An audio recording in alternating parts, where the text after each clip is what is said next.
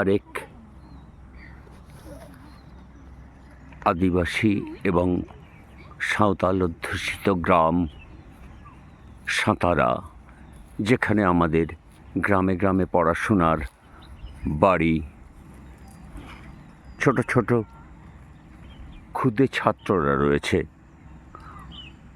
ওদের পিকনিক হবে ফেব্রুয়ারি মাসে, কারণ এখন এখানে ধান কাটার সিজন চলছে, যার জন্যে কোনো বাচ্চাকেই এখানে পাওয়া যাচ্ছে না, কারণ মা বাবারা ধান কাটায় ব্যস্ত। আমরা আজকে ধরে নিয়ে এসেছি।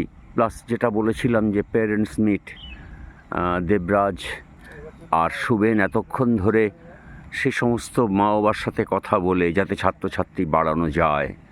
এখন এখানে এত কিছুর পর আমরা টেনে হিঁচড়ে বাড়ি থেকে অন্তত 10-12 জনকে এখানে এনে হাজির করতে পারছি, কিন্তু আমরা চেষ্টা করছি এটা যেন 20-তে নিয়ে যেতে পারি, সেই চেষ্টায় চলছে। ভীষণ দুর্গম জায়গা, কিন্তু আমরা আশা ছাড়িনি যে যেভাবেই হোক আমরা পড়াশোনার বাড়িকে চালিয়ে নেব।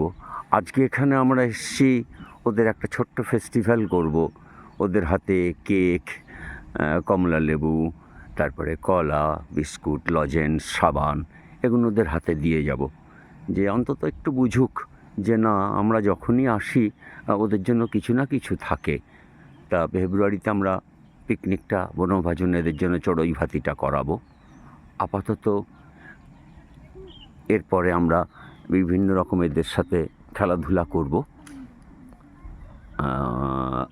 এখান থেকে বেরোতে বেরোতে হয়তো সন্ধে হবে। যাই হোক, প্রাথমিক যেটুকু জানানোর আপনাদের জানালাম। সবাই ভালো থাকবেন।